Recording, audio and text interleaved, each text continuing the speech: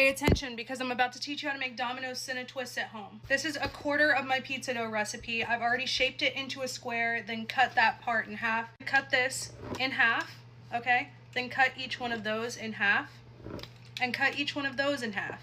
Why do we do this? To make sure that they're all equal. If you go from left to right, you're gonna end up with one really big and one really small, but if you want them authentic, I guess you can do it that way. Pull out from the middle with one hand and flip it over, and that's it. Lay that down. Pull, okay? Give it a little shake back and forth like this. You don't want to pull, it'll rip the dough.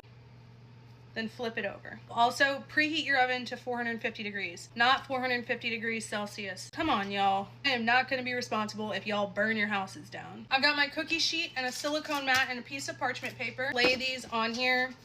Just however, it doesn't really matter. Put them in a 450 degree oven for 10 minutes. We're gonna make the drizzle that goes on top. This is half a stick of butter. You're also gonna need some shortening. If you don't have shortening, just do all butter. It's not gonna taste the exact same, but it's fine. About the same amount of shortening. Now I'm gonna pop this in the microwave in 30-second intervals until it's all melted. Make sure you're stirring this in between. Like, don't just heat it up for 1.5 minutes or the butter's gonna explode all over the microwave. Add half a cup of brown sugar. You want the same amount of sugar as you have fat in here. So we have about half a cup, so we'll need half a cup of sugar. A tablespoon of cinnamon. Okay, yeah, it looks like someone put sugar in here.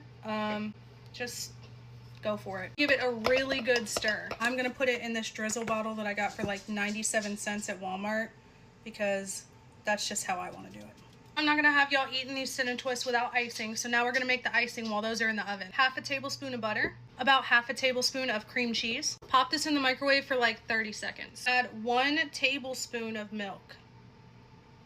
Okay, no more than that. Now using a fork, we're gonna stir that up until it's nice and smooth. Add powdered sugar. I'm starting out with 1/3 of a cup. Stir that in. We're mixing it with a fork so that there's no clumps. You can mix it with a spoon if you want, but I don't recommend it.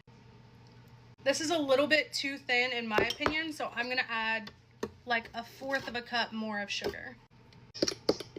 Once it's done, it should look something like this. The tiniest little pinch of salt. Trust me on this one. Perfect. You can put as much or as little of this as you want. It doesn't really matter. I mean, these are your cinnamon bread twists, so. Now they don't do this anymore, but I'm gonna do this. I'm gonna sprinkle a little bit more cinnamon sugar right on top. Look at that. Look at it. Dip in that icing. This is my challenge to all the haters. Make these and do a blind taste test. That's how you make cinnamon bread twists at home. You're welcome.